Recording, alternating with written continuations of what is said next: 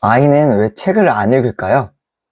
집에만 오면 스마트폰만 붙들고 있는 아이들을 보면 단 5분이라도 책을 읽었으면 하는 바람이 절로 듭니다.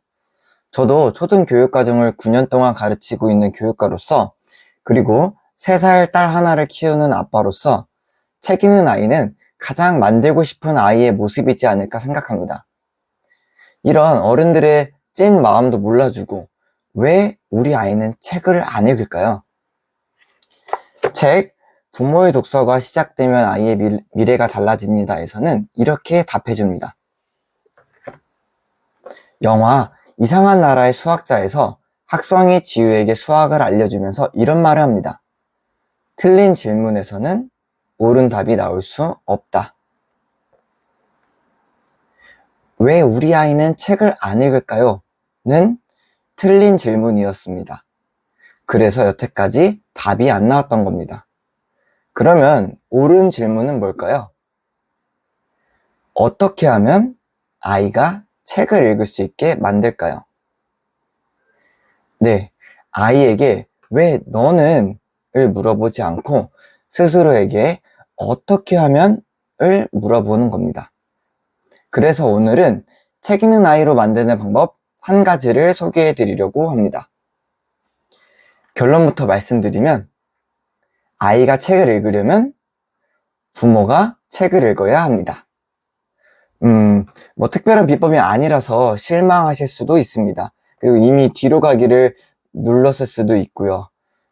네, 뭔가 체계적이고 머리를 땅 치는 독서법을 기대했을 텐데 저의 결론은 비교적 간단합니다. 책 읽는 부모가 책 읽는 아이를 만든다. 하지만 여러분, 이 문장의 힘은 간단하진 않습니다. 이번에 읽은 이 책에서도 말해줍니다. 부모의 변화는 자녀를 위한 것이지만 이 변화에는 의도치 않은 결과를 초래합니다. 변화된 부모의 진동은 자녀뿐만 아니라 부모의 주변인에게도 그대로 전달됩니다. 배우자, 부모님, 직장 동료, 친구, 이들에게까지 변화된 생각과 말, 행동이 자녀에게처럼 그대로 적용됩니다. 무의식은 사람을 가리지 않으니까요. 실제로 3년 전부터 제가 책을 좋아하고 읽기 시작하다 보니까 주변 사람들로부터 저는 책 읽는 사람으로 인식되기 시작했습니다. 친구에게 난생 처음으로 생일 선물로 교보문고 상품권을 받아봤고요. 직장 동료에게는 책 추천 좀 해달라고 부탁도 받고, 그리고 책을 거의 안 읽으시던 저희 어머니마저도 침대 옆에 책이 놓인 걸 보고 속으로 엄청 뿌듯해했습니다.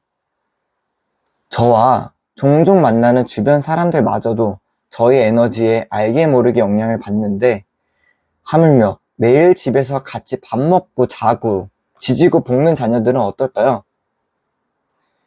제가 마음에 품고 다니는 문장 하나가 있습니다. 몸으로 가르치니 따르고 말로 가르치니 따지더라. 저는 이 문장이 교육의 본질이라 생각합니다. 어른들도 마찬가지예요. 상사가 야 이래라 저래라 지시를 하는데 정작 자기는 일 하나 하지 않고 뻔뻔히 스마트폰만 하고 놀고만 있으면 누가 그 사람을 리더로 생각할까요?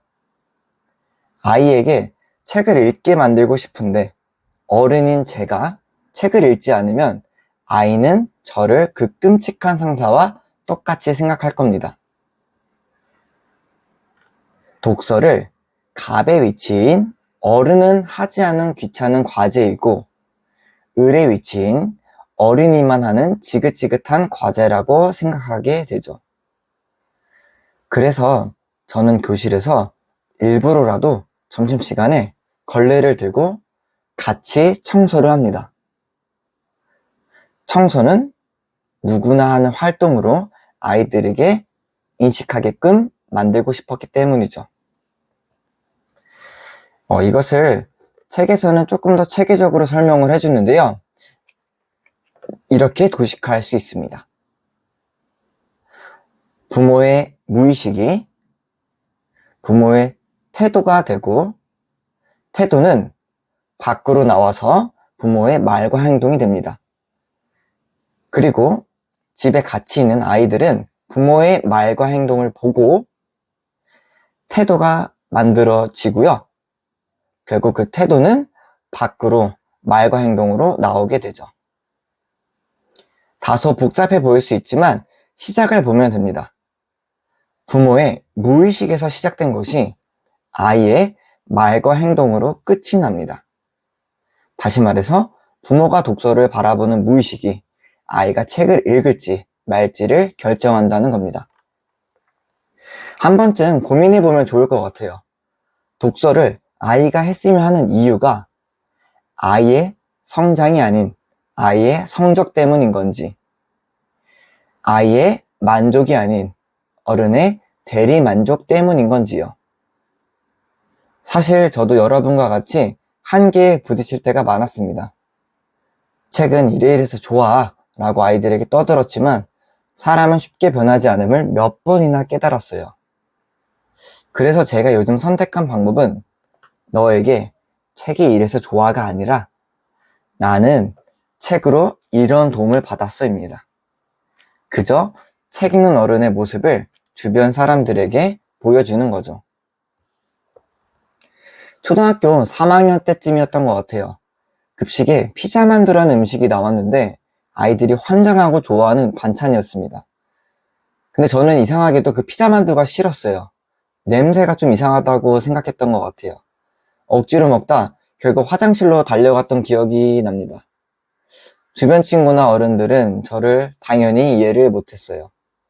야, 그 맛있는 걸 왜 안 먹어? 심지어 구역질까지 해? 근데 아무리 음식이 맛있고 몸에 좋아도 나에 맞지 않으면 그 음식은 제게 아니잖아요. 책도 똑같은 것 같아요. 나에게 아무리 맛도 좋고 몸과 마음도 건강해지지만 상대에겐 구역질이 나올 정도로 싫을 수 있다고 생각합니다. 그래서 언제부터인지 몰라도 누구에게나 책을 읽으라고 권하진 않습니다.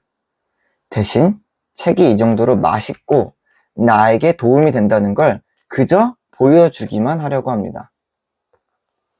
그러면 그 모습을 보고 아이도 따라 읽을 수 있고 유튜브에서는 제 취향을 좋아하는 분들만 모일 것이고 저도 억지로 다른 사람을 변화시킬 필요도 없어지기 때문이죠. 그리고 제 경험상 이야기를 싫어하는 아이는 없더라고요. 스마트폰 게임도 스토리가 있어야 몰입할 수 있고 넷플릭스도 스토리 짜임이 탄탄한지에 따라 흥망성쇠가 결정되잖아요. 그리고 제 유튜브 영상도 스토리가 좋아야지 사람들이 많은 구독자분들이 끝까지 시청을 하겠고요. 이처럼 책도 조금씩 맛보다 보면 맛을 음미하는 단계까지 온다고 저는 확신합니다. 그래서 결론입니다. 자녀를 둔 여러분에게 또는 아이를 사랑하는 여러분에게 권하고 싶은 것이 하나 있습니다. 조금은 마음을 내려놓고 나부터 끌리는 독서, 마음이 편한 독서를 시작해 보는 거예요. 아이는 무서울 정도로 우리 어른들을 따라할 겁니다. 혹시 무슨 책을 읽어야 할지 고민이 된다면 저의 채널 책 읽는 어른을 구독해 주세요. 끌리는 책, 도움되는 책을 마구마구 추천해 드리겠습니다. 네, 영상에 필사한 내용을 모두 담지 못했거든요. 보고 싶은 문장들이 있다면 아래에 댓글 보시면 블로그 주소가 있습니다. 들어와 주세요. 오늘도 함께 해주셔서 감사합니다. 또 놀러와 주세요.